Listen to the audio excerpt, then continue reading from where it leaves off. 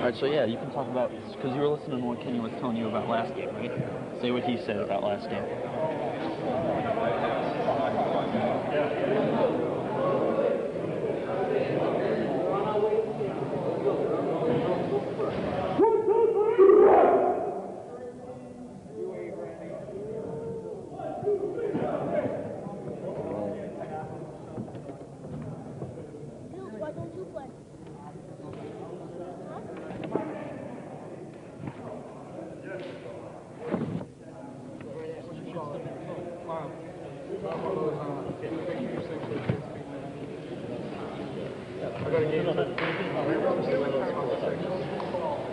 I'm gonna buy Madden and whip your ass.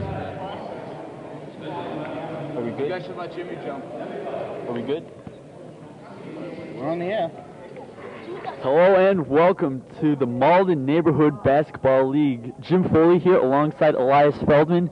This is the game of the week, if not the game of the season. We have the first and second place teams, the Celtics and Kings, both come in at 10-1. Celtics won the first matchup of the year. Pretty good one indeed. Elias, what can you say about the first game of the season? And Jim, you're exactly right. This is the most highly touted matchup we've seen thus far early in the year. Week 2 of this season, the Celtics got off to a fast start against the Kings and never really looked back. The Kings had a sluggish start. They struggled shooting from the field, and the Celtics ran away with that one. They took the game 60-44, but we heard from Glenn before this game that he definitely has a new game plan. Well, he better have a new game plan, because when you lose to the Celtics once, the Celtics remember how they beat you the first time. You better believe Coach Magic has a game plan coming right back at the Kings. And speaking of the coaches, Coach Magic and Coach Glenn, they have a bit of a rivalry going into this game. Coach Magic is known for running up the scores, as he did with the Kings earlier in the season, and he was on around the rim earlier this year, as we just saw the first basket by the Celtics. Apparently, Coach Magic's beef with Coach Glenn was that when he was in the Coach's All-Stars game, he was taken out earlier in that game, and he had a bit of a chip on his shoulder from that. Indeed, and Jim, I highly doubt that anyone's going to be running up the score in this game. As we have Coach Glenn chiming in from the sideline right now.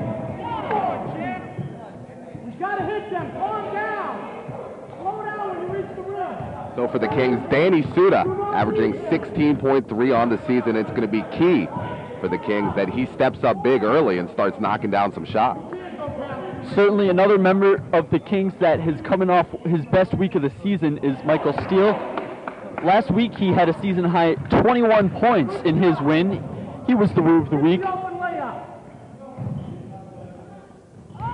Jimmy Cherry rejected from all angles. That wasn't Cherry, that was Leslie Philippe, number 5. You see Jimmy Cherry also in the game, number 13, alongside Michael Steele, Danny Suda, and Richie Rogers. For the Celtics, we see Bobby Skane, Dan DeRozier, Drew Weiner, Chen, and O'Leary. And there's Suda right there with that mid-range jump shot, and it looks like he found the mark. Nothing's changed for the Celtics. We're going to have Drew Weiner. He's going to be running the points again in this game. A big man. He's been doing that throughout this season, and he's been effective in that role. Certainly has. We wondered earlier in this season if Basari could take that role, and he did pretty well himself, but Drew Weiner, as you mentioned, has certainly proved himself worthy. A couple minutes into this ballgame, Elias, it's 2-2, not the highest score. Both teams sticking with the defense.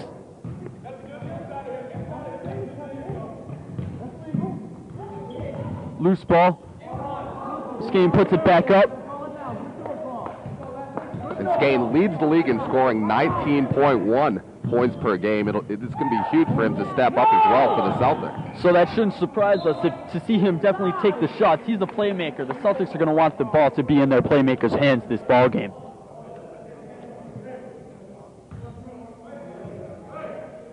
And in their previous matchup, it was week 2. Neither team really knew much about the other team coming into the season, so we've obviously had some scouting reports since then. Jimmy Cherry, jump shot no good. Weiner gets the rebound and he's fouled.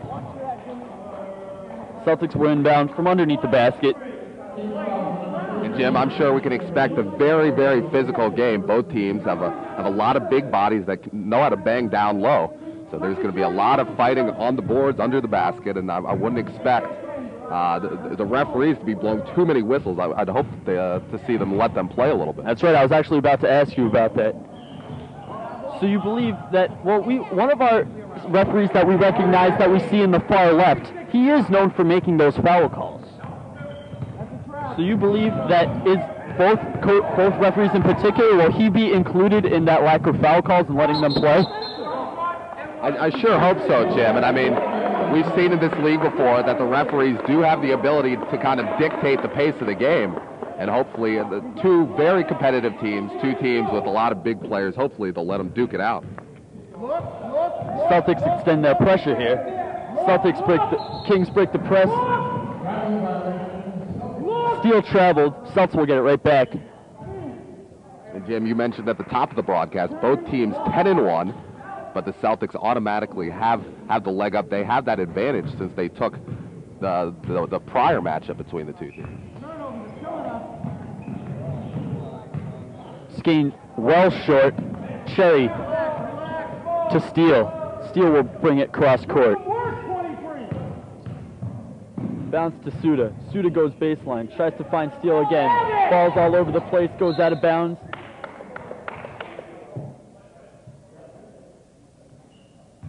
Kings remain with possession. We've seen in the past, Steele has the ability to come up with a lot of loose balls down low. He is a big man, but he's also quick, knows how to handle. As you see him take the shot there, well short. Weiner, right side, fouled.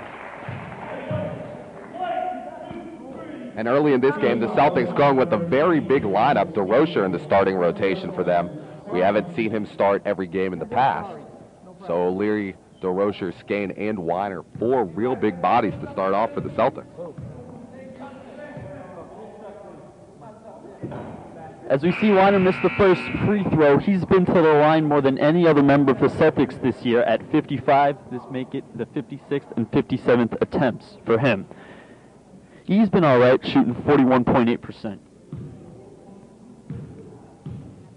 And free throws can really make all the difference in this league. Weiner's teammate Skane leads the league in free throw shooting at above 73%. And we've seen that if you can make your free throws, you can really make a huge difference. Steele tries to go coast to coast, rather Richie Rogers, and he's just rejected. How do you not see that? He's throwing arm crossed up. He threw his arm himself. Suda puts it up, once again rejected by Skane. Skane getting the blocks early on in this ball game. Weiner tries to go through everybody himself. Can't come through. Richie Rogers tries to find Suda, deflected away. Jimmy Cherry inside the three-point line, no good. Weiner with the rebound. So we see the pace begin to pick up a little bit here. 3 minutes to play in the first quarter. Skane with the ball, team up 7-2, look to extend the lead here. Weiner crosses himself up, goes to the basket, the floater is golden. And then that'll get a stop in play. Kings call a timeout here. Score is 9-2, 2:44 left in this first quarter. And Jim, this resembles much of the same thing that we saw in their first matchup in week 2. The Celtics got off to that early lead. The Kings were never really able to recover, so it's going to be huge for them closing out this first quarter to try to get within reach, within striking distance, so they really don't feel like they're completely out of this contest early. That's very right. We've seen the change in momentum in a lot of the games this year go back and forth. It's definitely, well, too early to tell. You can see the momentum shift, and it does when you get a stoppage in play. That's why these coaches call the timeouts a lot of the time. It's because they want to shift the momentum.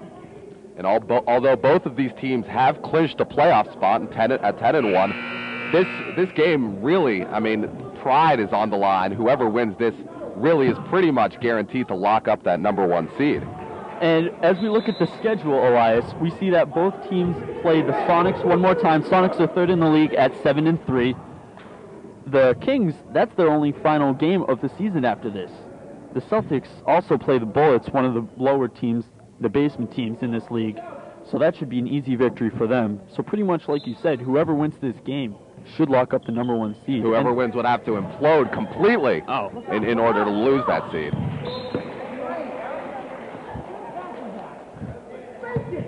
And we know in a short 14-game season, it's all about momentum. It's all about confidence. DeRozier rebounds for the Celtics, and the Celtics have not had a #1 seed in the 22-year history of the Malden Neighborhood Basketball League. Skane, baseline, jumper, short. Suda goes coast to coast. Gets the only second basket for his team in this ball game. His team's down 5 points. And when Suda gets up in the open court, he definitely has the ability to finish with both hands. We've seen Skane in the past. I mean, he has a tendency to take a lot of jump shots to start games off. And Skane, one of the bigger players in this league. I mean, he can bump and grind down low. I mean, he really cannot settle for jump shots. Now that play right there was exactly what the Kings have been trying to do all game, and they finally succeeded. Trying to get the big man inside low, whether it be Rogers or whether it be Steele. So right out of that timeout, the Kings quickly on a 4-0 run right back in this ball game, down 3.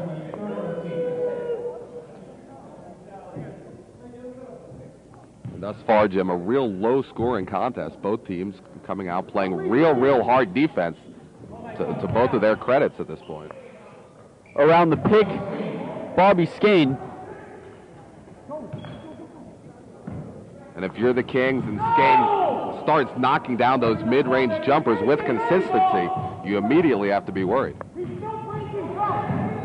Kings have numbers. All by himself is Richie Rogers.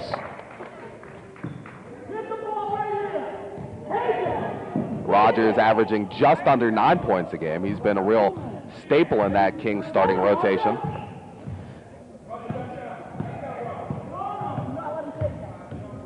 Weiner wants to do something with it again. The floater for the second time today is good. We haven't seen too many floaters from Weiner this season. And we know that Weiner's not afraid to drive the lane, go right down the middle and through traffic, and finish with that right hand. Jimmy Cherry wants a floater for his own. Doesn't work in his favor. John O'Leary comes down with the rebounds. So 30 seconds to play here in the first quarter. The time is winding down. No shot clock in the MNBL. Dwyer. DeRozier. Kings have extended their pressure well. Wherever the ball is, they'll bring at least, if not one, not two guys to that man. And it looks like the Celtics are going to hold for the last shot of the quarter. And with just under 7 seconds, taking it to the basket is Weiner. He's fouled.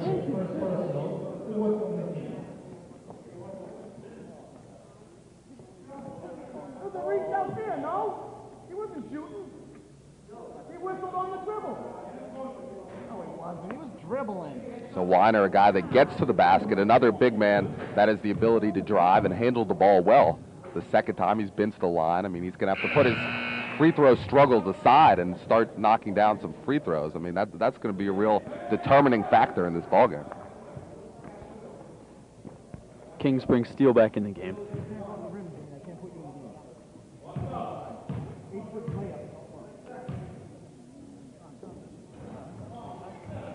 The second one is missed.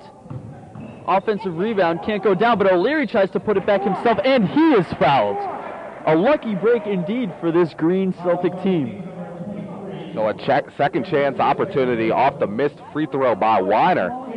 And the Celtics have a chance to tack on a few easy points here as the first quarter comes to a conclusion.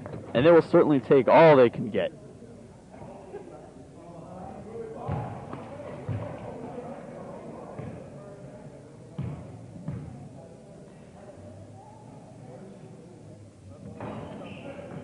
makes the first, misses the second. That will do it for the end of this first quarter. Celtics are up 15-8, and Elias going back to that free throw opportunity missed pretty much by the Kings and getting the rebound. With 6.7 seconds left in the quarter, you have time to pretty much get a shot off, but with 1.5, they weren't able to. That was a 3-point difference right there, just in not getting that rebound. And if you're Coach Glenn, you have to be telling your guys in the huddle right now, put your body on the line, get a body on somebody, and you need to come up with those defensive rebounds.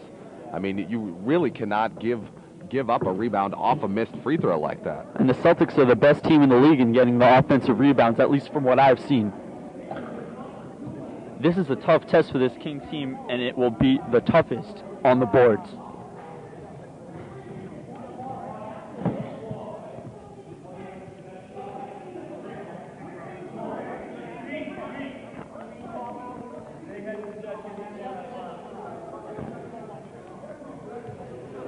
And as we look away across the way, Jim, at the championship banners, we see that the Kings are the only team to only have one jacket. Their last championship and only championship in 2001. They're real hungry. They want to get another one this year. The Celtics, on the other hand, one of the more storied franchises in this MNBL, the 22-year history. The Celtics with 4 championship jackets. Ironically enough, we see their first banner was in 1986, the last time the true Celtics won their championship game.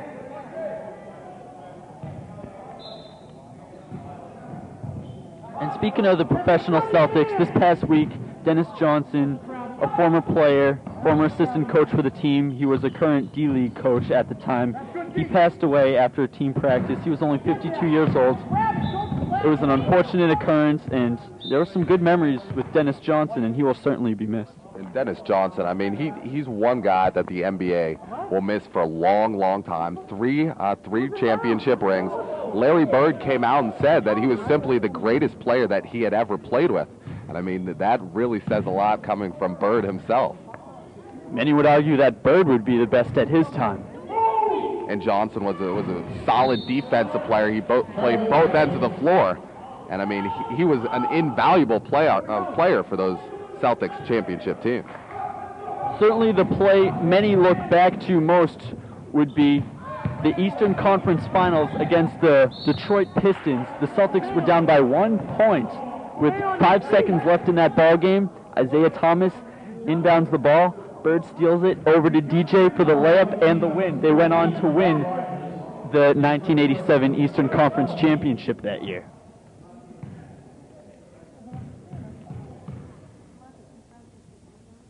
Meanwhile, back to this game, we see Skane at the line. He makes his first free throw. And we told you Skane leads the league in free throw percentage. He's shooting right now just under 74% from the line. And he gets to the free throw stripe a lot, 46 times on the season. Leslie Philippe doing his magic. Foul on the dribble. Basari, fresh in the game, picks up his first foul. What do you expect out of David Basari in this game, Elias? Well, we've seen Basari. He can knock down that mid-range open jump shot. And I mean, he's a real key player for the Celtics right now.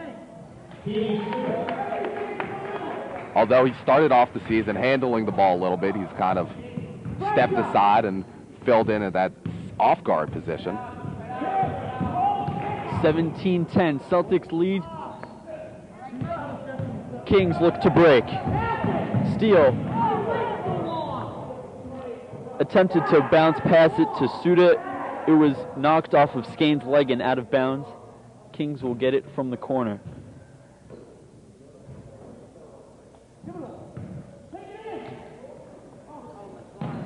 Coach telling Steele to take it in. He rather passes it to Roger.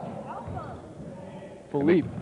The Kings having problems spacing the floor. They're kind of all congested on one side right now. Weiner rejects Suda, but there was a foul on the play. Wasn't all ball.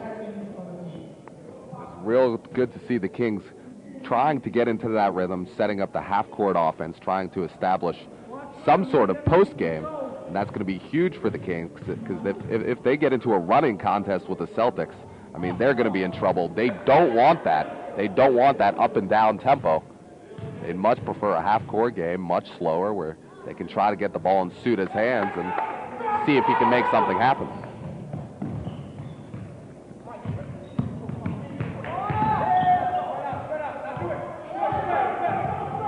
Weiner at the top of the key. Gets the pick from freshly into the league, Schiavelli, number 15. He just made his first appearance last week after having an ankle injury throughout most of this season. And he picked a good time to come back, Jim. You always like to see that second half push when other players will have bumps and bruises. They're getting tired. They're running out of energy. Certainly you hope they wouldn't run out of energy in this game in particular, but in general, in the second half of the season, you always like to see that extra help. Wow, Skane faked it, took it, and just drained that three ball at the top of the key, extended his team's lead to 7 points. It's now 20-13, Elias. Michael Steele comes right back at the Celtics and gets 2 of his own. Steele averaging 13.3 on the season, the second leading scorer on this Kings roster. Of course, behind Danny Suda, and it's going to be real huge for the Kings that Steele steps up in this game. Wesley Philippe, unusually for him, misses the layup.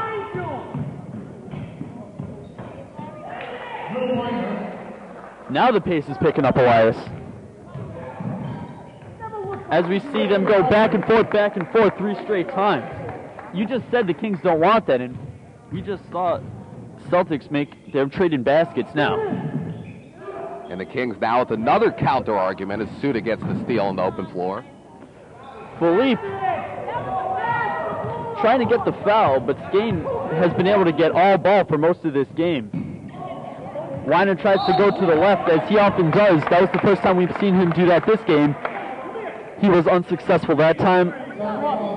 There's a Celtics foul on the play as their team is up 22-17. Just about 4.5 minutes left in this half. And immediately when I first saw the MNBL go at it earlier this season, one thing that impressed me most is that a lot of players are able to finish with both hands. And Weiner is a guy that driving towards the lane is just as comfortable with his off hand and his left hand as he is with his right. Many would argue that he is the best in the league at doing that. Suda, all by his lonesome on the baseline, cannot hit.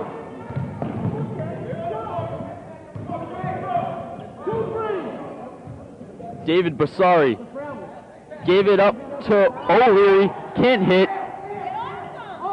Loses it right back to DeRozier, who throws the ball up and over the rim. It's out of bounds, and Kings get the ball right back. And we saw Basari passed up an open look there. He had a nice entry pass. And he's a guy who can hit that open jumper, but he also has good court vision. A guy with a pretty small stature can distribute the ball very well. Well, Basari often likes to pass it before he shoots it. He only has 4.8 points per game as his average, yet he's shooting 42.9%. So that just shows that he's a pass-first kind of guy.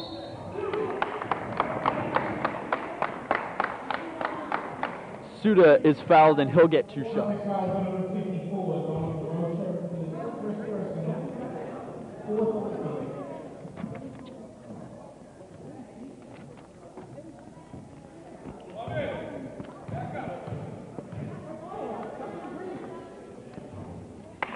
That basket cuts the lead to 4 points. So Danny Suda, 4th in the MNBL in scoring. He's 3rd in the MNBL from the line, shooting 57%.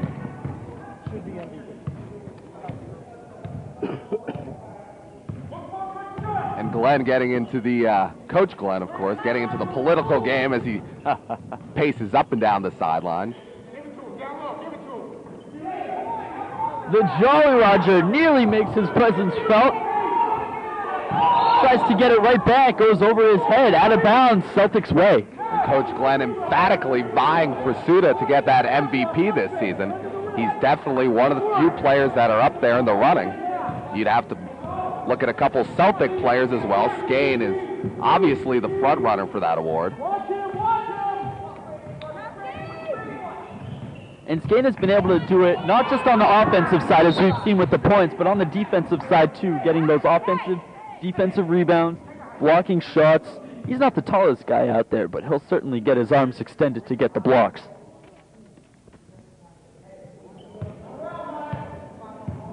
We see other guys in the league, like Mothersville in particular. He's one of the tallest guys, but I'm not even sure if he has more blocks than Skane does. And with the exception of Basari, right now the Celtics have 4 of their 5 starters on the floor.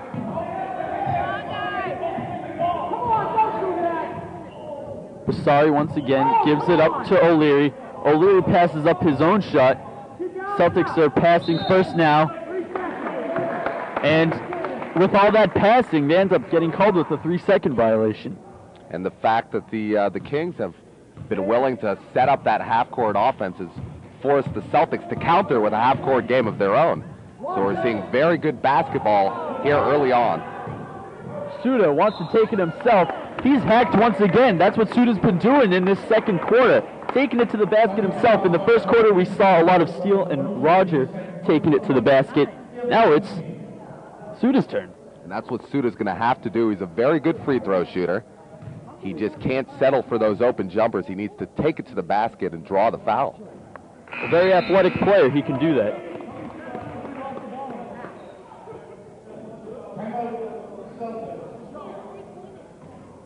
And between free throws, we get a timeout here by the Celtics, as the Kings have cut the lead to just 3 points now. They're only down by 3.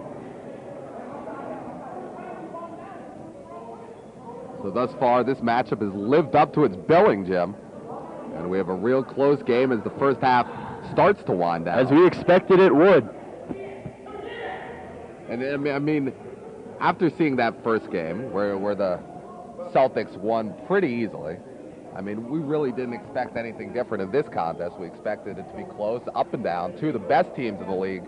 2 teams that have already clinched a spot in the playoffs, but 2 teams that are really playing for pride. They're playing for that confidence that's going to hopefully get them going and on a roll in the playoffs. And it's a short playoff, so it's really whoever is streaking at the time automatically has a leg up going into the first round. You mentioned the short playoffs, Elias. There's only 4 teams making it only 2 rounds. Only 1 game apiece. So really, you only need to win 2 games in the playoffs, and you're a champion.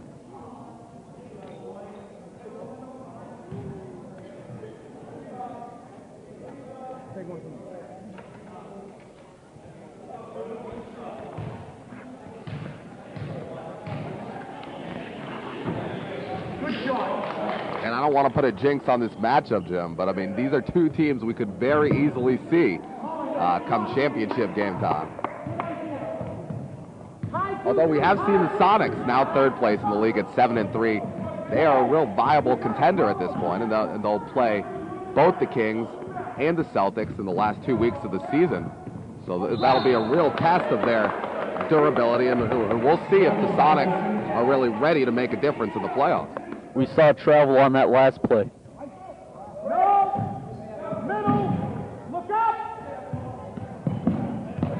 Get it over, get it over.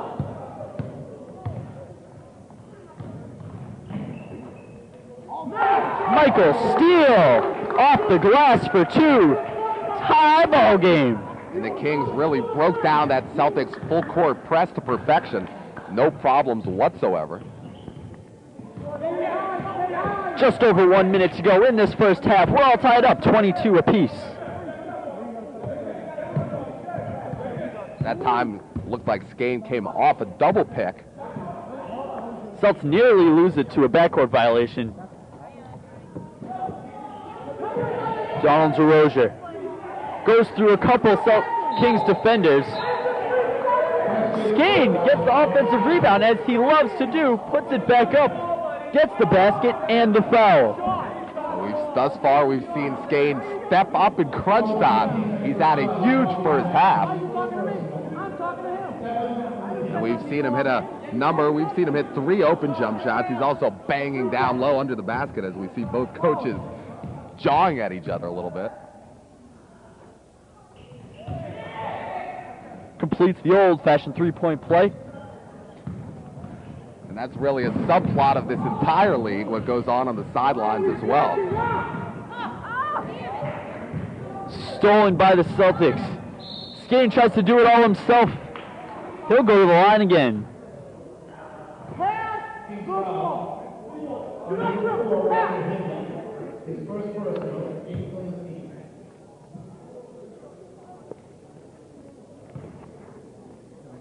Elias, back to that playoff matchup we were mentioning. The fourth place team right now is the Sixers. You know who the only team to have beaten the Celtics this season? That's that Sixers team, but we've seen them. They're a real streaky team. They started off the season 3-0 and have struggled of late. They're hovering right around that 500 mark.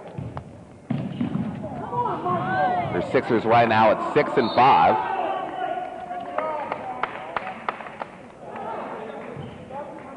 And whoever wins this game in all likelihood will face up against the Sixers in the first round. And both of these teams would much prefer the Sixers than a Sonics team that's playing very well of late. Well, that Pistons team still has a shot. They're 5-7, only a game and a half behind the Sixers. If they can sweep the end of their season and maybe hopefully get a loss or two out of the Sixers, they can be right in that fourth playoff spot. Yeah, don't count them out. It's really between the Sixers and the Pistons right now, vying for that fourth spot. The Lakers, Bullets, and Hawks, all three have struggled immensely this season, all three out of the playoff race. After the Kings came back to tie it at 22 apiece, the Celtics have scored 5 straight points. They're up 27-22 with 38 seconds even to go in this first half. So with 38 seconds to play, we can expect that Coach Glenn diagrammed the play here. We'll see if Suda gets the ball coming off a pick, or here we see Steele going towards the basket. Another rejection by Skane. Unbelievable. Seems like he's not even jumping, just his arms are extended beyond belief. Jolly Roger puts it back. Jolly Roger. How about that?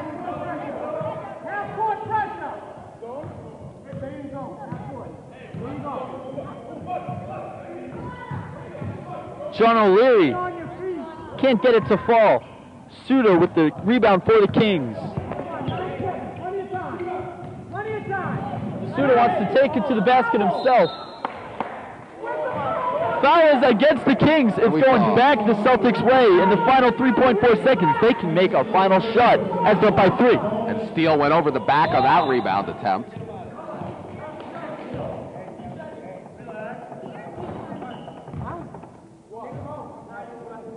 And we've seen the Kings shy away from the man-to-man defense. They've been playing very well in that zone, a 2-3 defense, 2 players at the top of the key, 3 down low guarding the basket area. And even with that zone, Elias, we've seen a bit of a shift in the zone where they follow where the ball goes. Pretty much put pressure on whoever is making that play at that time.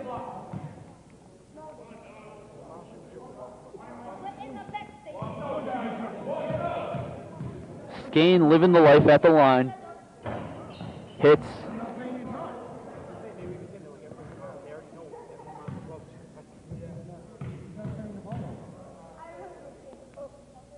Two for 2. Suda is fouled. Nearly gets the shot to fall. I don't know if that foul was during the shot or before the shot, but if it was during the shot, he'll get 3. And we're glad everyone's okay as Suda goes crashing into the scorer's table. And Glenn's making the argument that it was continuation and that he's fouled in the act of shooting from half court, in which case he would go to the line for 3 free throws. Well, the referee just acknowledged it was a blocking foul, which means the Kings will have to inbound. Ball is off the mark, and that will do it for this first half. The Celtics are up 29-24.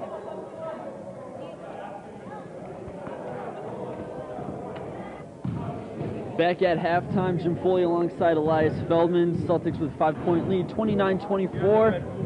Kings have had a little bit of trouble on the defensive side as of late, what do the Kings need to do to step it up, Elias? Well, the Kings are going to have to get on the defensive boards. The Celtics have had a number of second chance opportunities. The Kings are going to have to limit that, and we saw Skane, the Celtics leading scorer, had 11 points in the first half. I wouldn't be surprised if the Kings came out with a box and one. They stayed 4 players in the zone and had their best defender guard Skane to try to limit his scoring a little bit in the second half. Well, you mentioned Skane. He's been pretty much dominant in this first half. But who else for the Celtics is going to have to step it up? Well, Widener has been a leader throughout the season for them as well. We've seen Vasari. He's able to hit open jump shots. He didn't score in the first half, so both of them are going to have to step up as well. And if you're the Celtics, you really want to get into that up-tempo, up-and-down game. You want to try to limit the Kings' half-court offense. That's the game they want to play. And you want to get up and down. You want to start running. And when the Celtics get into open court, that's when they play at their best. Well, we did see some back and forth just at one point in this game, but for the most part, we did see the half-court offense. We'll see if that continues in the second half. Stay right with us.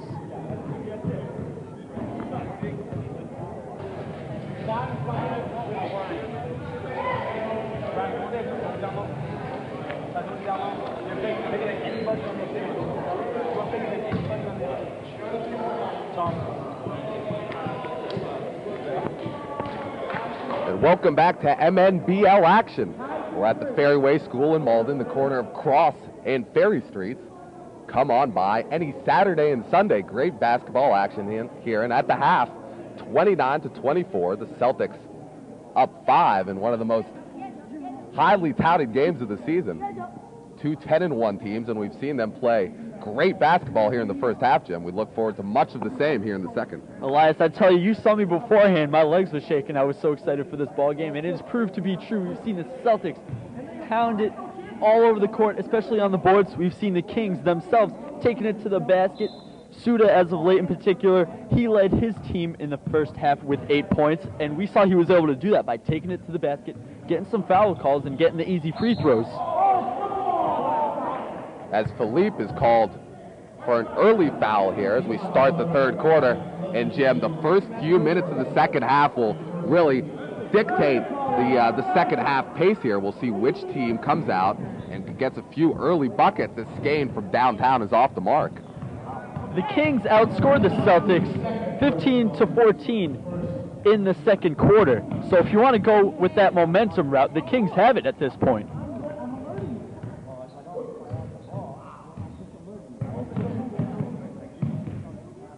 Philippe will reset the offense top of the key, and he just throws it out of bounds. An ill-advised pass by Philippe hasn't been having a good game. He's missed a couple easy layups, even though he's good at usually taking it to the basket and making the layups with a bunch of defenders in his face. He's missed a layup all by himself today, and now we just saw him throw a pass away. Philippe definitely has got to step it up in the second half. He's a great player. He has to show that he can prove that true. Skane goes to the center of the key, and he's blocked by Steele. Wow, usually he's doing the blocking.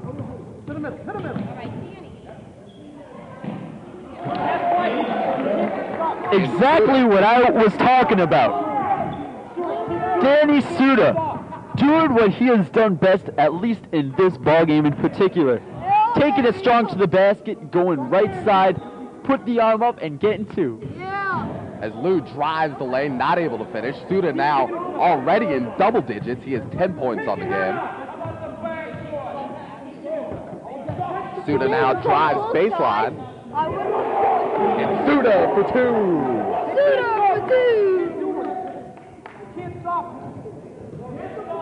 So Suda, 4 quick points here early on. The Celtics only up 1, 29-28. And the little man gets the ball. And Philippe in the open court. Leslie Philippe.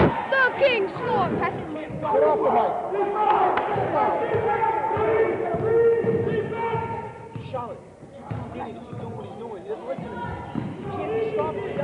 Widener drives the lane with the left hand, and he's fouled as he goes towards the basket.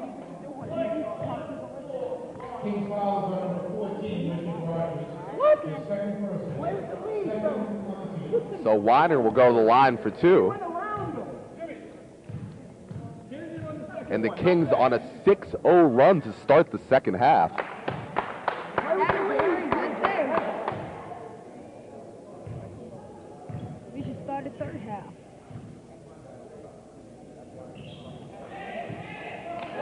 As you saw Weiner make that second free throw, we acknowledge that him and Skane are both pretty good free throw shooting players, but it's not just them, it's the entire team. The Celtics are #1 in the league at just under 50% as a team. Suda now glides towards the basket, and he's fouled en route. He'll go to the line for 2.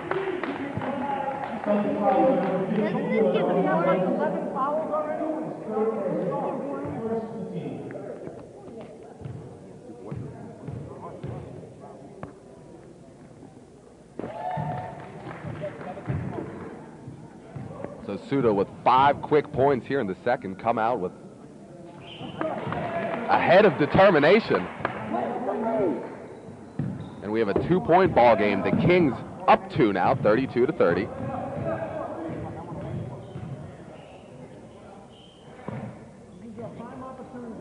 The Rocher can't find Lou, and Lou finally recovers in traffic, tries to get rid of it, and Philippe just grabs it right away from him. That's what the Kings need to do. They need to find the man with the ball and just swarm him.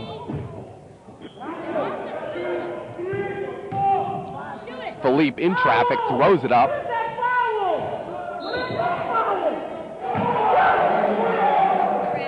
And after Philippe recovered his own air ball, he traveled under the basket, and Philippe, a very quick, speedy player. He has the ability to get to the hoop. He needs to use that athleticism and versatility and try to draw some contact as he drives the lane. That's exactly what he tried to do there, and Coach Glenn certainly thought he got fouled not once but twice. It completely went the other way. He ended up getting called with the travel.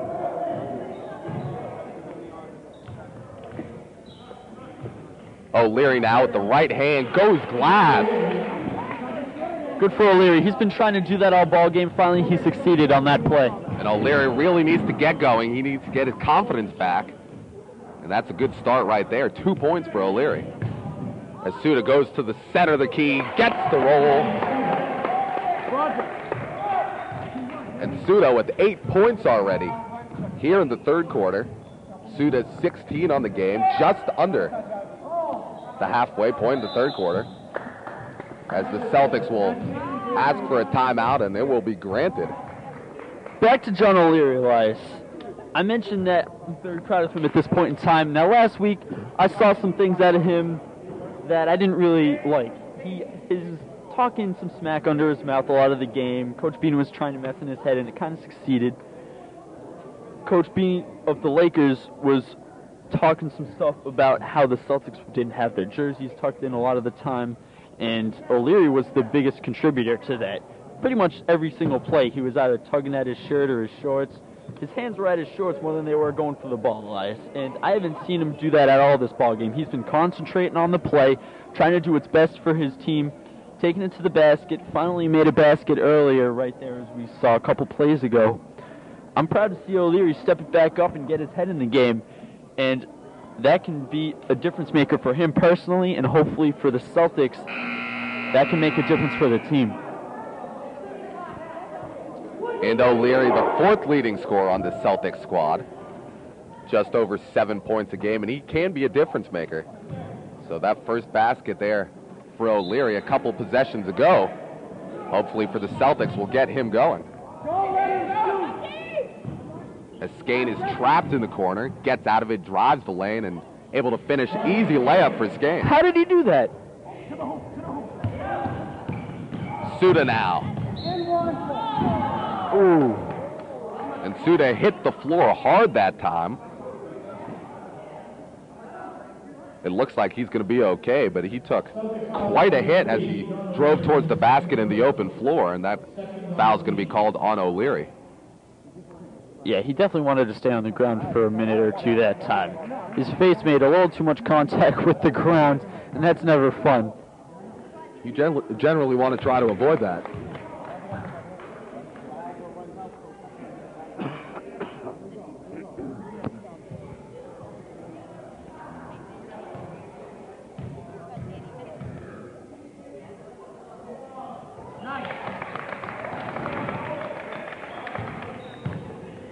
So now 4 minutes to play here in the third quarter, 36-34. The Kings up by 2. The Kings were down by 5 at the half. Suda has come out hot He has 10 points already here in the third quarter. Weiner gets the ball in the wing, tries to go baseline, but he's trapped in the corner. Now Skane, nice up and under move. That's twice from him now in this second half that he's just completely put me in awe. The Kings don't even want him to be able to shoot at all. They're double teaming him, triple teaming him. He's breaking through all of them, throwing the ball, and it's falling down. And that's the first time we've seen this game that the Kings have not been able to break that Celtics full court pressure. So the Celtics get the ball back now. Tie ball game, 36 apiece. And Jim, we've really seen some very intelligent play here in the third quarter. Both teams playing a real solid half-court game. It's very true, Elias. Skane gets open again, and we've seen that move 3 times already here in the third. And the Kings are going to have to try to find a way to stop Skane as he glides towards the basket. You mentioned that half-court play, Elias. That's what the Kings, that's what they need to do pretty much. You see they've come back in this third quarter, and as they did in the late second quarter, that's the game they play, and they've succeeded thus far by doing that. Just stick to the game plan. So Skane now downtown from the left wing, way off the mark. Suda back the other way, has numbers. Suda goes to the right hand. That's not Suda's shot going to the left. He likes to take it to the basket, but he's much better going strong side. O'Leary with the jump stop off glass. Yes, sir. In. Way to go, O'Leary. Now tuck your shirt in. And Philippe. The shot is going to be waved off, the foul on the floor before he started to make a move towards the basket, so the Kings will inbound from beneath their own hoop.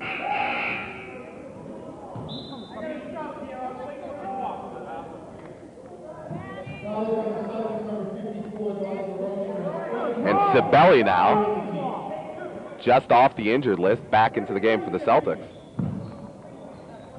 Suda now, downtown, doesn't get it to go, and Lou with the loose ball rebound.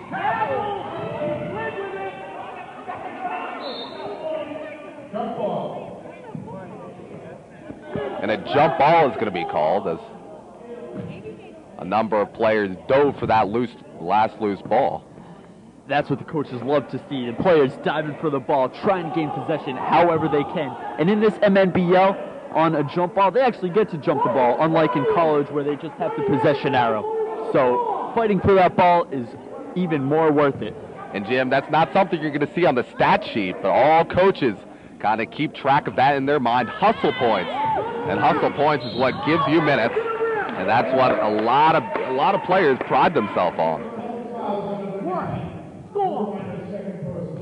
My high school team, the coach actually kept track of hustle points. Really? How did he do kind that? of a judgment call whenever you get on the floor, whenever you get a floor burn, dive for a ball in some way. And hustle points is really how you gauge the heart of a player. Huh. Well, actually, you remember the Celtics broadcaster Tommy Heinsohn has his own hustle points. He calls them Tommy points. Has a little Tommy word at the end of the ball game. There you go. I actually kind of took that upon myself back in high school too when I was a broadcaster and I was in pep band, and just pretty much around the basketball teams all the time. I had my Jimmy points. I'm not. There you go. There you go. I know you get your point. It was fun. Everybody loved it. Suda now towards the basket again. Skane able to save it, but it gets to Hickey, and Steele will get an easy freebie under the basket. So 40-38 now. Just over a minute to play here in the third quarter, and Jim, this is what we expected. This has the makings of being a great finish.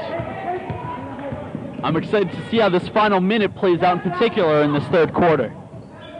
Philippe in traffic, kicks it out to Hickey. Hickey from long range with that. Oh! And he rattles it home. That was impressive. So the Kings up one now, 41-40. 40 seconds to play. Lots of 40s going on. They're all good. And Skane tries to go baseline again. He's trapped. Good time. Good defense that time by the Kings. Suda says, get out of my house.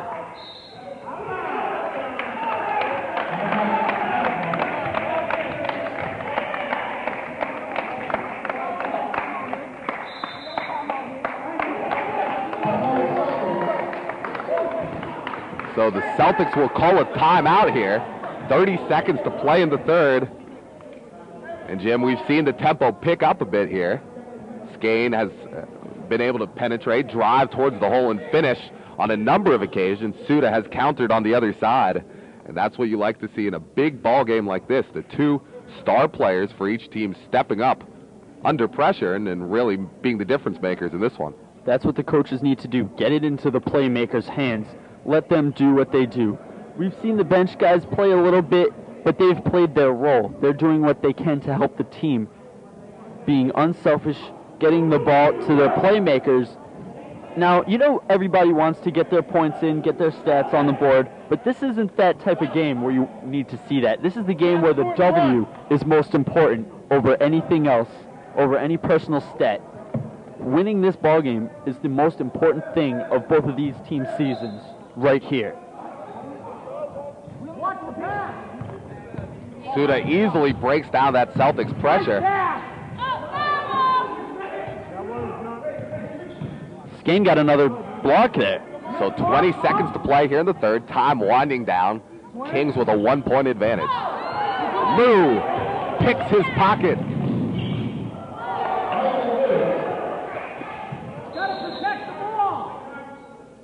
So a referee timeout. Just under 7 seconds to play, and the Celtics go back up one. Lou, nice little steal there, and the finish with two hands. Well, you know what happened to him is as Leslie Philippe of the Kings came across, hustling down court to try to stop the fast break, Lou had to sort of stop his step there and appeared to do something to his ankle or his knee. He'll definitely need some rest time here, and he'll get it to end this third quarter and throughout the end of the third quarter going into the fourth quarter. So as Hickey tried to throw that baseball pass, he stepped on the line, and the ball go back to the Celtics. So under their own basket, with 7 seconds to play, they'll get the last shot here of the third quarter. You know Skane wants to take it. 2 seconds on the clock. Will they get it off? Not going to get it off. Oh, and that's just a poor play call. I mean, Skane has to have knowledge of the clock at that point. He should have just taken it. He had a good look from the corner there. He did. But if he doesn't feel comfortable with that shot, be able to pass it up. Don't just dribble around until the clock runs out. So at the end of the third quarter, the Celtics hold a very narrow 1-point advantage. And Jim, people starting to file into the Ferryway School in Malden for what looks like the most dramatic fourth quarter we've seen this season. They had their watches set for certain. It's a 1-point game here. We see the Celtics just with that little lead. They've had a lead at the end of every quarter thus far, but it's gotten smaller and smaller.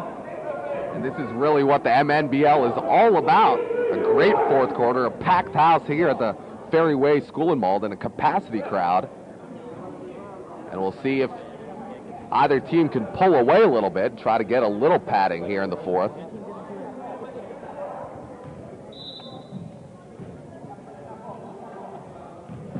It's going to come down to who wants it more. We see some of the members of the Sixers in particular here behind us. They're definitely going to want to watch both of these teams play because they'll most likely have to face one of these two teams in the playoffs. Weiner goes the length of the floor, doesn't get it to go, but gets his own rebound. And second chance opportunities, that's what's killed the Kings all afternoon. And an over and back violation that time called on the Kings. His foot was on the line. It was very close. Was it on the line? Yeah. And the Kings have had some difficulty here in the second half dealing with that Celtics full court pressure. As Weiner now on the left wing decided not to take the three, Skane will, and he doesn't get it to fall. He should have taken the but shot. The little man, Lou, under the basket. They got lucky on that play. They got real lucky. Weiner had the better angle on the shot. It's much more difficult to make the three ball from the baseline than it is from the diamond. And we've seen Skane. He's driven to the basket here in the earlier in the second half, and he's been able to make those layups. Don't put it on the floor. If you're the Celtics, you want Skane to continue to take the ball strong to the basket. A much higher percentage shot. One guy we did see just get the ball into the basket was Richie Rogers right there. Coach Glenn was saying he doesn't need to put it on the ball when he gets it inside. As soon as you get it underneath, the Celtics have to take the time to come to you, keep the ball as high as possible, put it up, keep your arms above everybody else, and get the basket. It'll be much easier. So Rogers now at the line, 9 points per game on the season. However, he has struggled from the free throw stripe, hovering around that 30% mark all season long. Oh, I'm sorry. That is Michael Steele.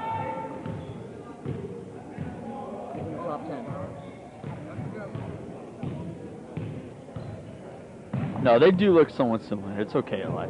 I've gotten them confused once before as well. Don't listen to Coach Kling. As Lou has the ball knocked out of bounds, but it will stay right here with the Celtics.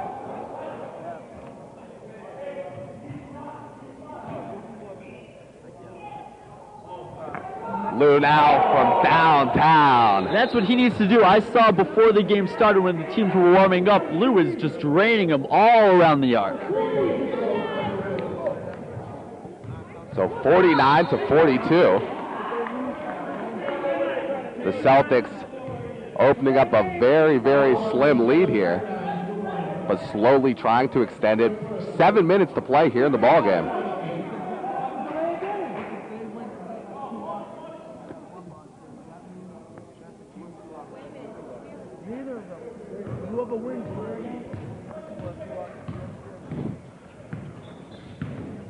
We've seen a few guys take it up court for the Kings today. This time it's Leslie Philippe.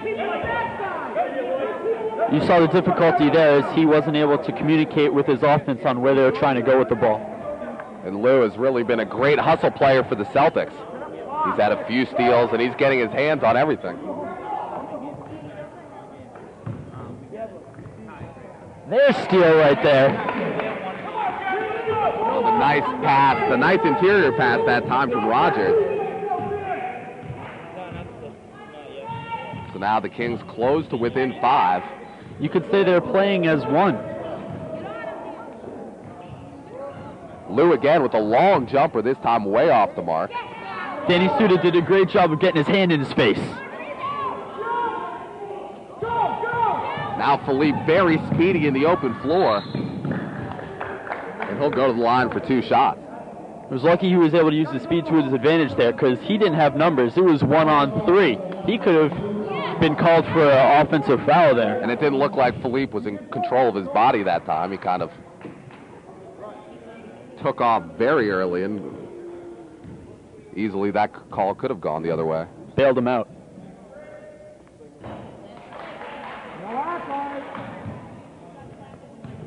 Philippe from the line this season, just over 37%.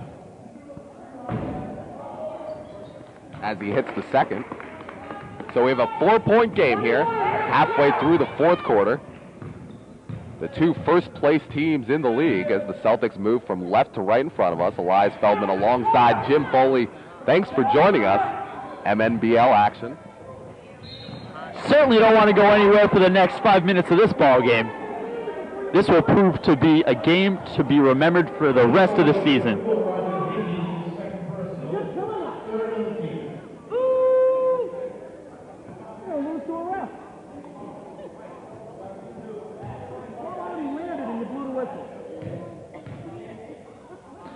John O'Leary, he's 6th in the league from the free throw line at 53.8%. And really in the MNBL, if you're above that 50% mark, you're considered a pretty solid free throw shooter. There's only 8 guys in the league that have hit 50 or above. O'Leary not able to convert on either of those 2 attempts as Philippe drives towards the basket again. Nice move that time by Leslie Philippe. You know what surprises me, Elias, is that I see Philippe make more of those crazy to-the-basket layups than free layups. It seems he probably even practices it more, trying to make all these crazy moves to the basket to get the layup going. And it's worked for him today.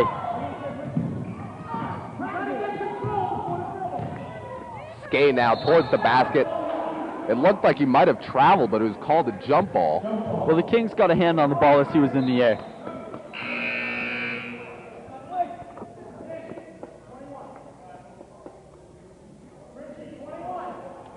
So on the surface, it looks like Skane has a marginal advantage on this jump ball, quite a bit taller than Rogers, but we'll see. Kings go for speed now here on this possession. They brought out the Jolly Roger, brought back in Jimmy Cherry, a much faster guy. Oh, and Sabili that time with the reverse layup, and he's on the board with 2 points. He couldn't even see the basket. Looked like he pulled the D Brown. Cover your eyes and see what happens. And Jimmy Cherry that time able to finish. As that's what I was just mentioning, Jimmy Cherry fresh back into this ball game, brings his speed, goes to the basket strong, and is able to get the basket here. His team's only down by 2 right now. Suda in the open floor. He has numbers. He'll keep it himself with the right hand. Did I say 2 Elias? Make that 0. Now it's all tied up, and his team could take the lead with 3 minutes to go in this ball game. Excitement.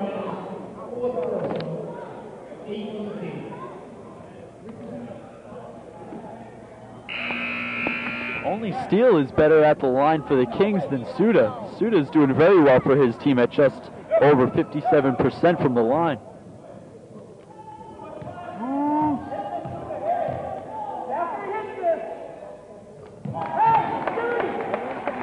So now the Kings go up 1, 3 minutes to play here in the 4th quarter. 2 10-1 teams going at it. And the Kings playing real tough defense right now. The Celtics having a hard time getting a look at the basket. As Skane takes an ill-advised shot. DeRocher, we're playing a game of air balls. Certainly ill-advised shots, to say the least, Elias. These guys aren't setting their feet, getting the arms set. They're just throwing them up in the air, hoping they could just drop. But gravity isn't proving to go to their side. And right now, Jim, it looks like the Kings are more poised than the Celtics for a real strong finish. The Kings continue to go to the basket. They're not settling for mid-range jumpers. And this is going to come down to who can hit their free throws.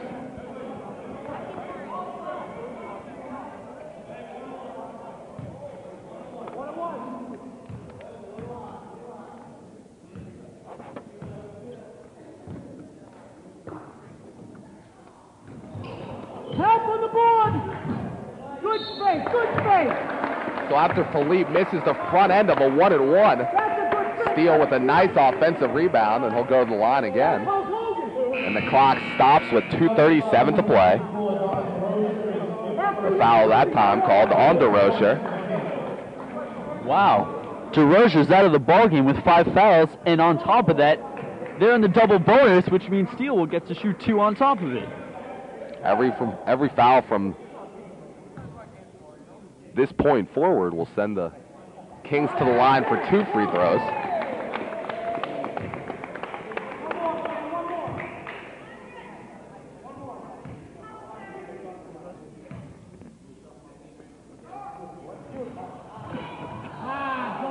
I'm surprised to see Sabelli in this game so late. He's very unexperienced on the season. Weiner now glides towards the basket, that time with the left hand. We talked about that. Yes, Jim. we did, Elias, and he proved it true right there. Philippe in the open floor again, finds Rogers. Pull it down with 2 hands. And Rogers was really bailed out that time by the referee. He was surrounded by 4 Celtic defenders, absolutely swarmed. Didn't have an open look at the basket and was bailed out.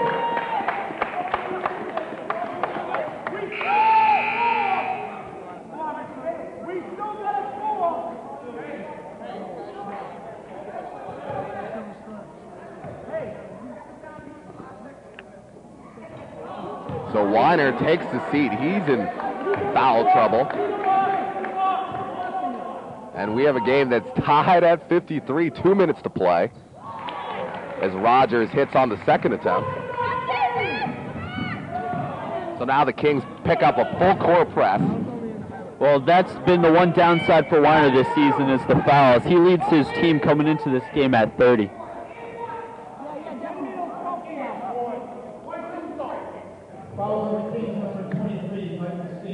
And Skane was fouled that time as he started to make his first move towards the hoop.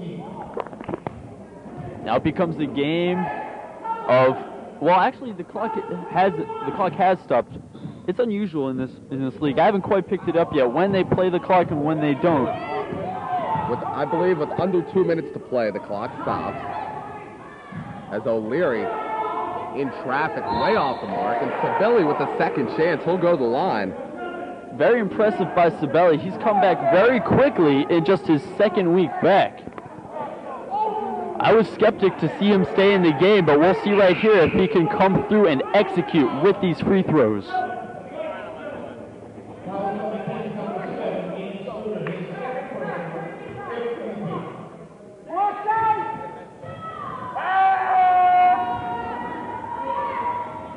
Goes glass on the first one. Whatever works, I guess. Under 2 minutes to play, tied at 54. And Skane that time put his hand up and somehow tipped it in. That could have been huge, Elias. We'll see if that extra 2 points right there proves valid.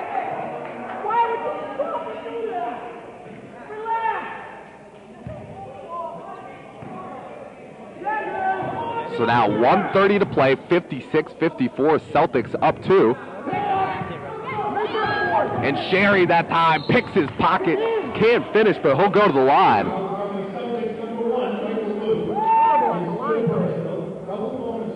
Jimmy Cherry right there taking it to the basket. I was surprised to see him use the right hand on the weak side. Either go under the basket if you're going to go strong side with the right hand, or use your left hand on the weak side. And the tempo of this game has slowed down drastically as the Celtics in severe foul trouble. Sherry taking a page out of Sabelli's book, going glass. Everybody knows he definitely did not call glass on a free throw attempt. Certainly not, but it's still 1 point. Whatever works.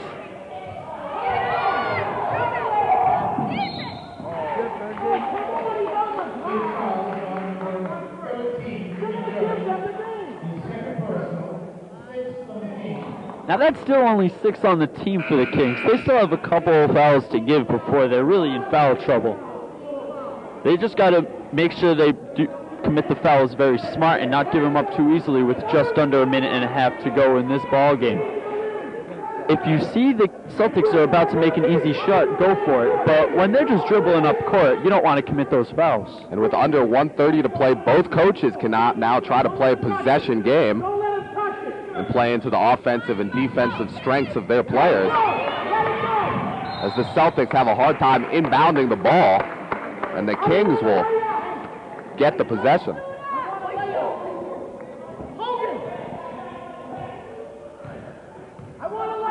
Great defense, as we've seen for most of this second half by the Kings. We mentioned they needed to step it up, and they have done just that. Suda from downtown.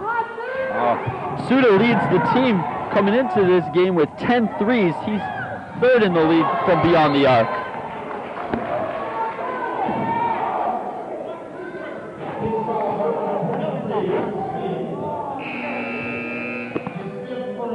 Steal's done.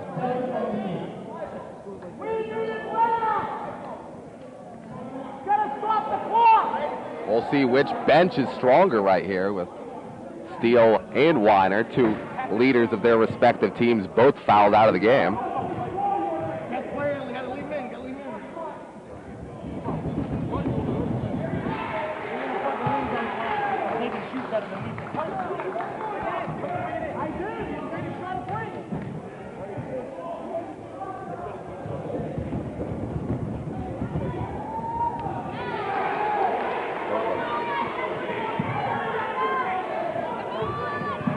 So 1 minute to play, 58-55, Celtics up 3. Suda now on the wing, dribble drive, loses possession of the ball, gets it back. And the whistle is blown, called called on Michael Liu.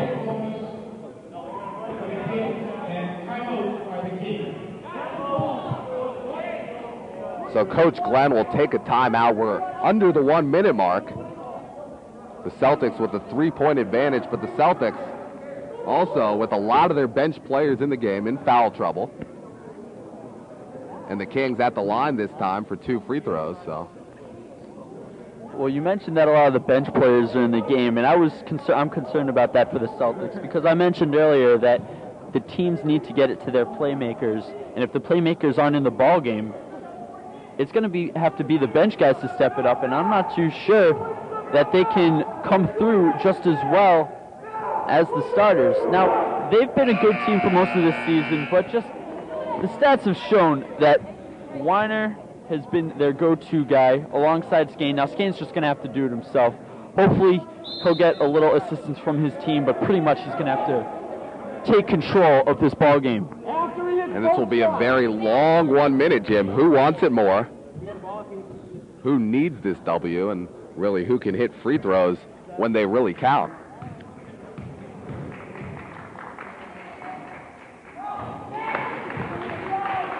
And Suda, who has been a model of consistency from the free throw stripe, misses on his first attempt.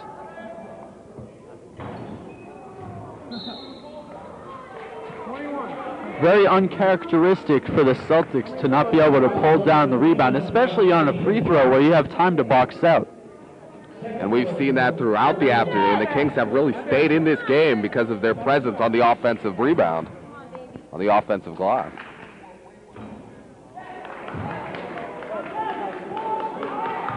And if the Kings are going to have a chance of taking this one, they're going to have to get free throws to fall at some point. As they miss 4 straight right there, Suda and Rogers. As the Kings pick up full court pressure. Skane trying to get it across the timeline. And Suda will go to the line again. Yeah, I haven't seen too much good play from either of these two teams in the past 20-30 seconds. You mentioned that the Kings have been missing their free throws, and the Celtics right there, what was Dwyer thinking throwing it backwards over to Skane just to get him the ball? If you're able to cross the plane, just do it. So capacity crowd here at the Ferryway School in Malden. Everyone on the edge of their seats. Certainly hope the popcorn is ready. Yes, indeed, and this is really the game that everybody's been talking about ever since week 2, when the Celtics easily built the Kings. Everyone has looked ahead to this game on the schedule as a rematch of really 2 teams that are most likely championship contenders.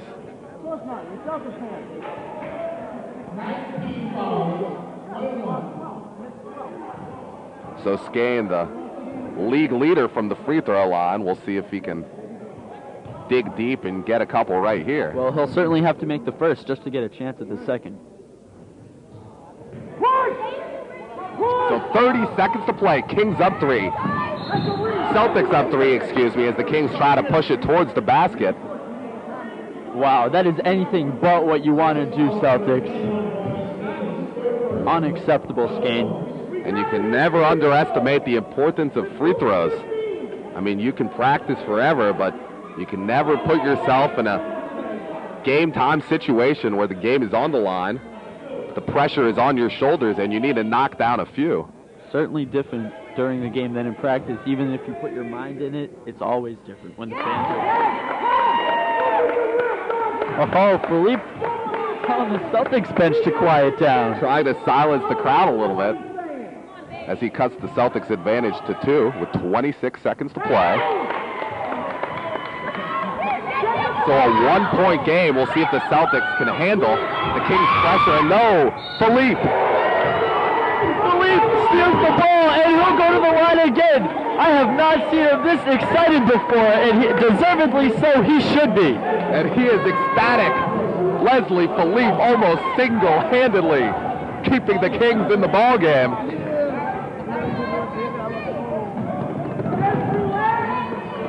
And that's what the Kings needed. They needed a role player to step up and put the burden on his shoulders, and Philippe has done just that. A time better than now. Time ball game.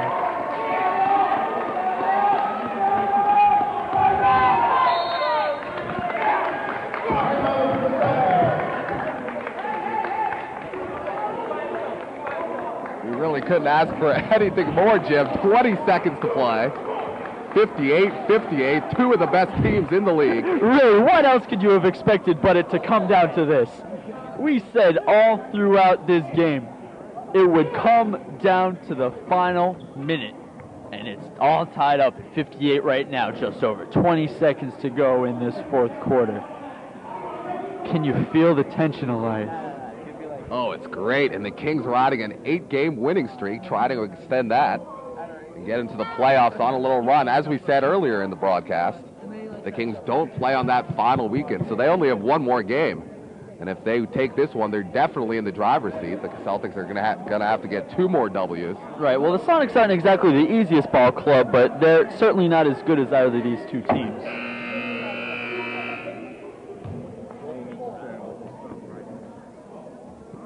So following Leslie Philippe's free throw here,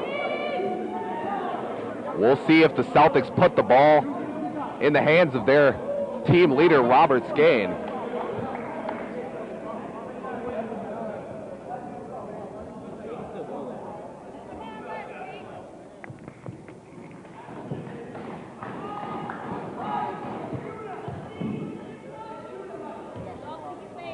All eyes are on number 5.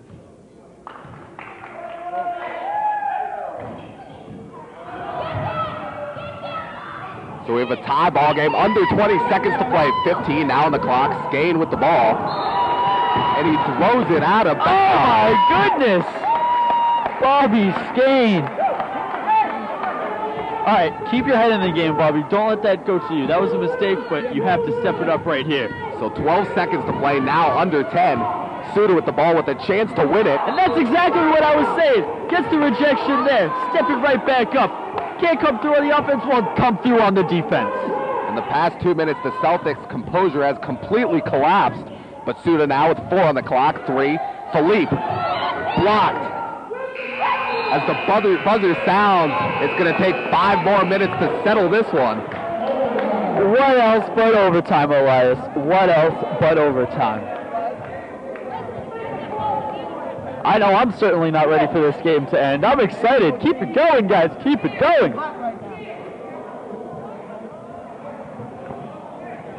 And the Celtics just holding on by a thread. Unbelievable. If the Kings had made a few of those free throws in the waning minutes of the fourth quarter, they'd be walking out of here with a win right now, but they don't want to do it the easy way. Elias, the Kings have cut the lead every single quarter, and now it's tied. If they keep at the same pace, they will win this ball game. They're down by a lot at the end of the first quarter, down by just a little bit at the end of the second quarter, down by only 1 point at the end of the third quarter. Now it's a tie ball game. They're down by 0. They're slowly climbing that mountain.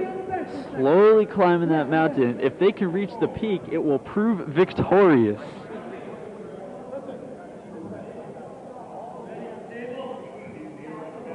And this is a game that without a doubt will go down in the MNBL history books. I don't get it. I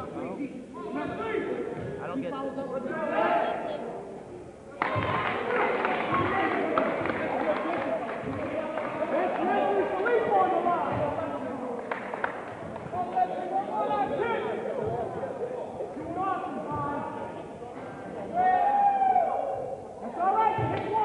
And Philippe hits 1 of 2.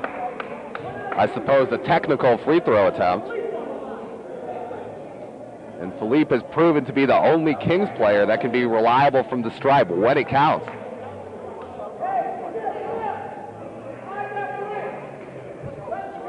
Well, he's certainly the only player left for the Kings now because Steele is gone. He's their leading free throw shooter. So the Celtics will come out in overtime with their leading scorers, Skane, Lou, O'Leary, Bosari. The little man will come in here and try to contribute in overtime. And Sibeli just off the injured list. So right now it really hurts the Celtics that Weiner is on the bench. He's fouled out of this game. And they're going to have to find a new leader very, very quickly.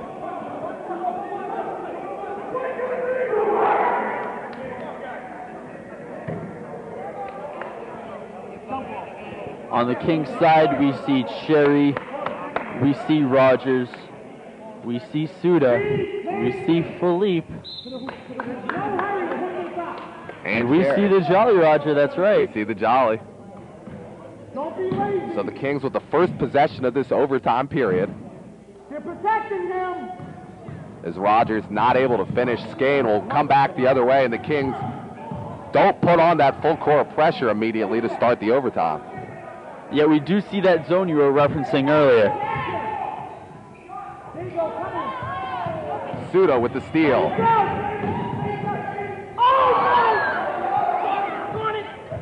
And at point-blank range.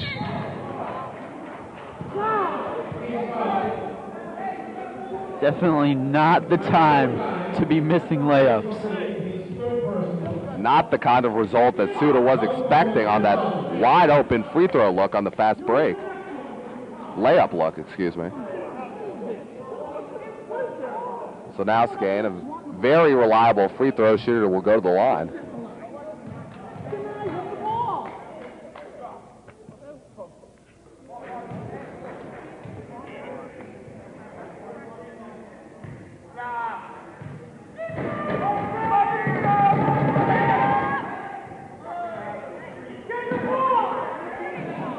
O'Leary with a little mid-range jumper.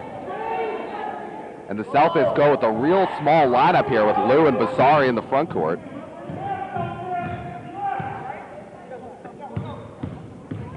Suda dribble drive to the middle of the lane with the right hand. Wow! In and out. That rolled all over every part of the rim except the bottom. Well, I guess that's why losing the game.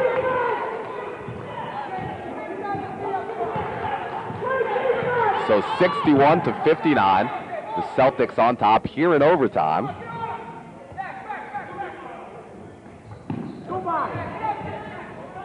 Suda with that oh so characteristic move of him with the right hand as he goes towards the middle of the lane. Jim, we've seen that a number of times tonight. Well, he was able to pull that off this time in particular because the defense tried to get the steal there. They over-pursued the ball, and Suda was able to come around and get the lane.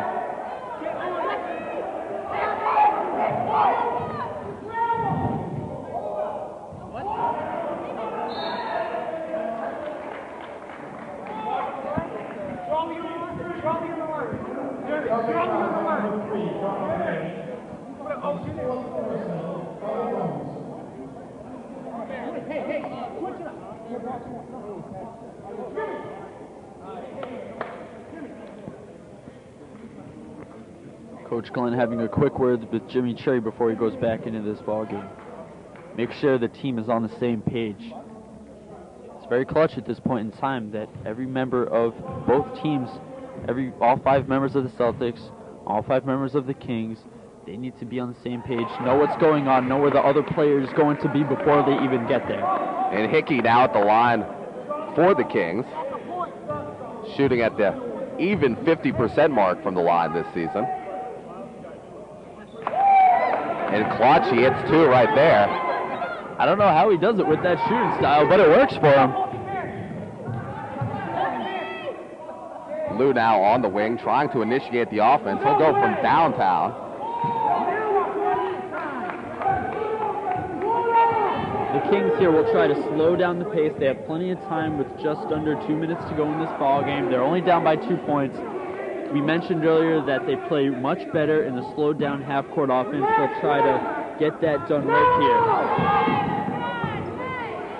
You can't slow it down too much where you throw the passes too slow, the other team can steal it. The Kings are still going to have to put points on the board, though.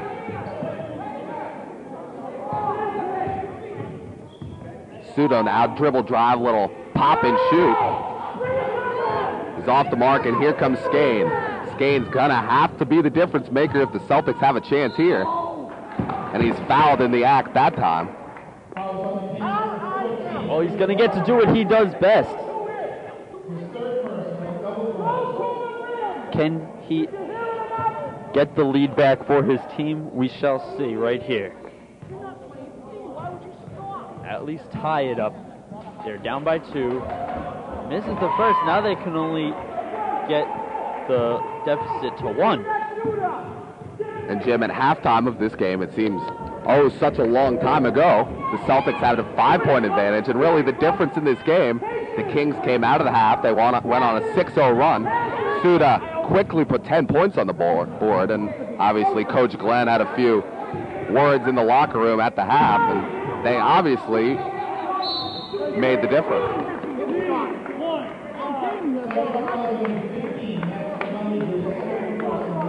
And that's one thing we haven't seen since the first half is Richie Rogers go to the basket strong. Even though he wasn't able to make the shot, he got fouled. Celtics are a good defensive team. I don't know why they're fouling so much.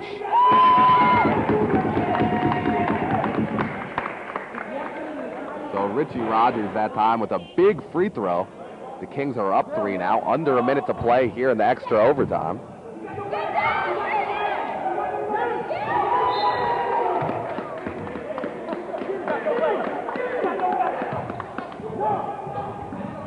So the Celtics with a chance to tie with the 3 or cut the deficit to 1 with the 2. And there's a foul on the floor.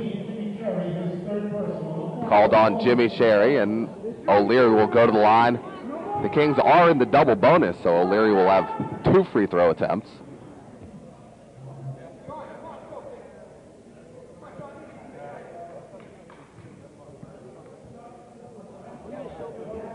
O'Leary, stop tugging at that shirt, buddy. Concentrate on the ball.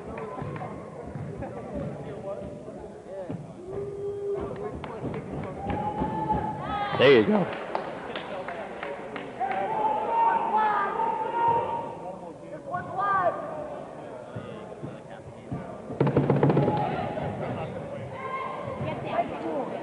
So O'Leary gets 1 out of 2. 2-point advantage now for the Kings.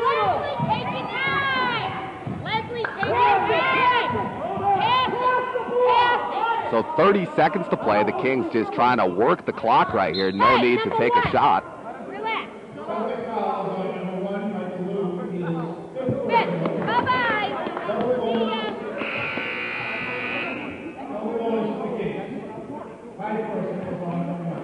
Celtics are losing players left and right now.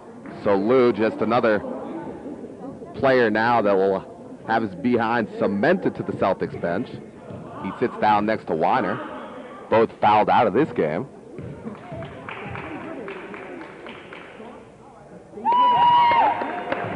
Suda gets nothing but the bottom of the net on his first free throw attempt, so a 3-point advantage now for the Kings. And he makes it a 2-possession game. Possession game, exactly. Oh, and that's exactly what the Kings did not want to do. They foul Skane, a very good free throw shooter. And for the Celtics, the clock stops, which is huge for them.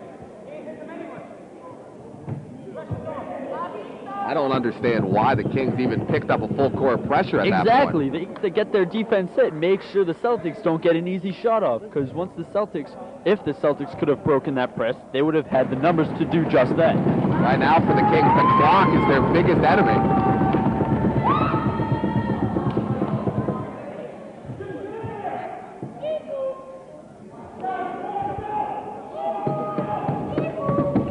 So after this free throw attempt, assuming that the Kings get the rebound, the Celtics are going to have to foul to stop the clock.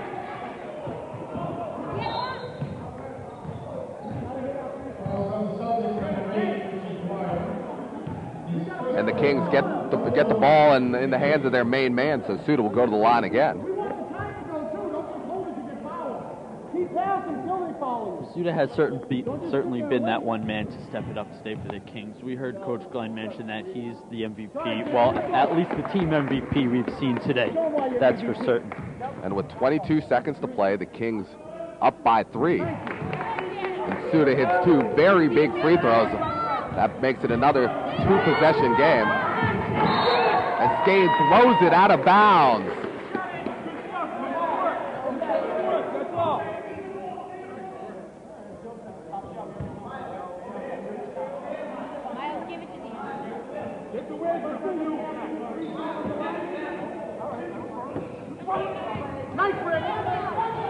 As Rogers goes towards the basket, the Celtics have to foul. And Jimmy Cherry finishes under the basket. So 7 seconds to play. This one is in the books, ladies and gentlemen. This one is in the books. It's not going to matter. And as the buzzer sounds, the Kings take this ball game 70-64 in overtime. What an amazing game, Jim. Wow, as you said it, this certainly proved to be everything we expected it to be. Overtime. Kings came through in the clutch. They had the momentum swing ever since the second half began. They played very well, very smart, got the baskets to go, got the free throws to go, got the turnovers to go their way. That was the difference. They're the #1 team right now and most likely to end this season. And the Kings end this season, they most likely will end it on top and in a game for the ages. The Kings take this one in overtime by 6, 70-64. Still don't listen. Wrap it around your hand so people don't want that, man. I'm learning you. I know. Practice. So back here at the Ferryway School in Malden, a game for the ages, Jim. The Kings take this one 70-64 over the Celtics. And wow, what a finish in overtime. What a finish indeed. We knew this would be a great game going into it. I saw the Kings before the game. I saw the fire in their eyes. I saw the coach getting the team together. This was all about a team effort by this Kings team. Yet on the other side, we saw with the Celtics, with their 2 superstars, Weiner and Skane. Weiner had to leave the ballgame because of foul trouble. That's been one thing for him in this ballgame. In this season, he's been the guy on their team who has committed the most fouls. And he, unfortunately for the team, along with Lou, had to come out of the game. They weren't able to play well in overtime, and that's how the Kings were able to step it up and win by 6. And now let's bring in Coach Glenn, the coach on the winning side of this game. The Kings take it, of course, 70-64 as he rubs it in a little bit. Not rubbing it in. It was a good game. Coach, it looked like you came out of halftime with a head of steam. You obviously had a few words for your players. What did you tell them in the locker room at the half? Basically, to keep attacking the rim. I mean, it's nonsense for them to keep shooting outside when everything was working in the first quarter and we were close and they kept going for layups and we were hitting them because their defense was backing up and just enough room for us to get the shot. Then they resorted back to three-pointers and outside shots when there's no need for it. Attack the rim, keep your intensity, and just focus on their main guys. Now, it was Coach, a very simple plan. Coach, we know you've been talking about Suda all season long, especially all game long. What did you see in your man Suda today? I saw a man who was ice cold for a while from the free throw line. I saw him struggling a bit from the field, and every time he took an outside shot, he kept missing. He didn't want to listen, so when he went inside, he was hitting, and whenever it comes down to the fourth quarter or overtime like it did, I never have a worry about Danny Suter at the line. So he was cold, but when the fourth quarter hit, I just called him over and said, be the MVP. And he hit every free throw. Certainly proved to be true. Your Kings are now in first place. For now, there's still 2 games left. You have 1 game left against the Sonics, who are a very good ball club. What's your game plan, at least off the top of your head right now, going into that Sonics game? Win. There you go. You heard it. Coach Glenn of the Kings, a victorious coach, and the Kings are victorious over the Celtics. They win in overtime, 70-64. Elias Feldman, Jim Foley. I just wanted to welcome you guys to the league. I'm head coach Beanie Amos of the Lakers. Oh, the man, of course. I just want to say that you guys are doing a good job here. And, Coach Glenn Higgins, I'm proud of his Kings. But, Coach Glenn Higgins, I mean, all the airtime he gets, I mean, all don't want to see his mug. When they can see my mug. Remember, vote for Beanie. Well, Beanie, once you start winning, we'll get you after the game. Well, you know what? Look, in about an hour, hopefully you'll be talking to me. I certainly hope so. There you go. We'll see you next time. Elias Feldman and Jim Foley, thanks for stopping by.